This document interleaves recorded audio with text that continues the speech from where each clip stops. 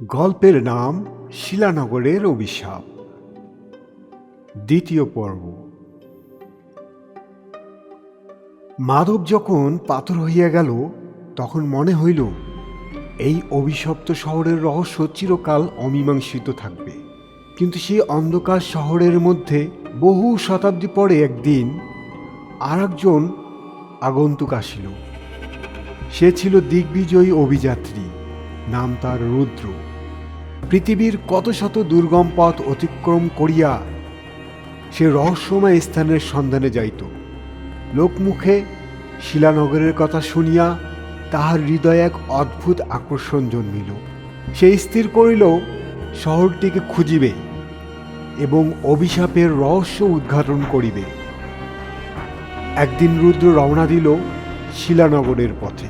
পাহাড়ের কঠিন পথ অতিক্রম করিতে করিতে সূর্য অস্তমিত হইল, আর এক রহস্যময় মেঘে চারিদিক ঢাকিয়া গেল। ঠিক যেমনটা মাধবের ক্ষেত্রেও ঘটিয়াছিল, তেমনই একটা ভয়ানক নীরবতা রুদ্রকে ঘিরিয়া ধরিল। বাতাসের সঙ্গেও যেন একটা কান্নার সুর ভাসিয়া আসিতেছিল। শহরের প্রবেশদ্বারে পৌঁছিয়া রুদ্র দেখিল সেই পাথরের মূর্তিগুলো, যাহাদের চোখে এক অমোঘ শূন্যতা, যেন শতাব্দীর কষ্ট আঁকা রহিয়াছে। রুদ্র চিন্তা করিতে লাগিল, ইহারা কি জীবিত ছিল? এই মানুষগণ পাথর হইল কেমন করিয়া? কিন্তু তাহার মনে একটুকু ভয় জাগিল না। সে সাহস করিয়া শহরের মধ্যে প্রবেশ করিল।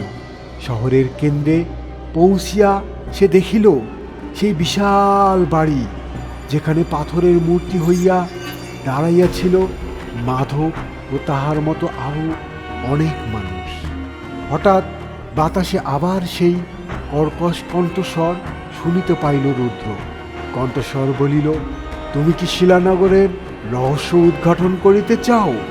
বহু সাহসী আসিয়াছে, কিন্তু কেউ ফিরিয়া যাইতে পারে নাই।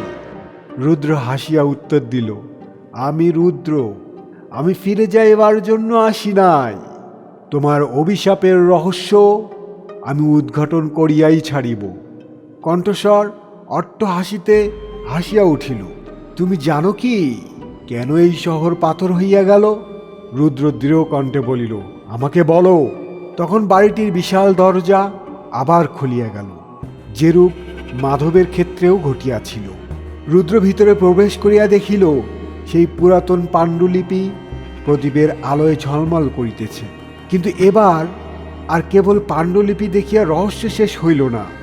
হঠাৎ করিয়া বাড়িটির গভীর অন্ধকার হইতে এক পাথরের হাত বাহিরে আসিয়া রুদ্রকে আঁকড়াইয়া ধরিল।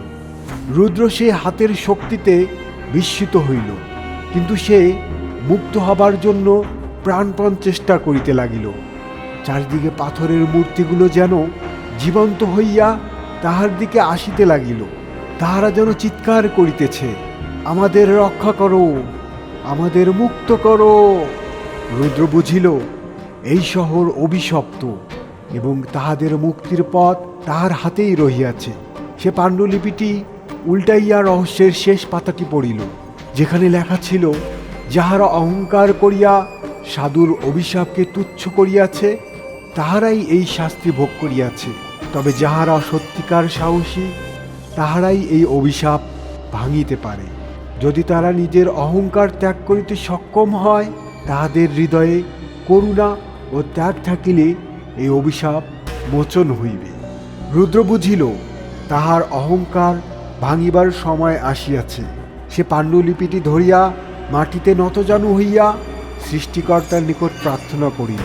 তাহার অন্তর হইতে করুণা ও ত্যাগের শক্তি বাহির হইল। মুহূর্তেই পাথরের মূর্তিগুলো এক এক করিয়া ভাঙিয়া জীবন্ত মানুষে পরিণত হইল। শিলানগর মুক্ত হইল অভিশাপ হইতে। শহরের মানুষগণ আবার চলাফেরা করিতে লাগিল, কিন্তু তাহারা চিরকালের জন্য মনে রাখিবে অহংকারের শাস্তি কি ভয়ঙ্কর হইতে পারে। রুদ্র মৃদু হাসিয়া শহর ছাড়িয়া চলিয়া গেল। শিলানগরের ইতিহাসে সে রহিয়া গেল সেই ব্যক্তি হিসাবে যিনি শতাব্দীর পুরাতন অভিশাপ ভাঙিয়াছিলেন। সেই সাহসী ছাত্র ভাইদের আমরা যেন ভুলে না যাই, যাদের সাহসী নেতৃত্ব ও আত্মত্যাগের মাধ্যমে আমরা একটি নতুন বাংলাদেশ পেয়েছি।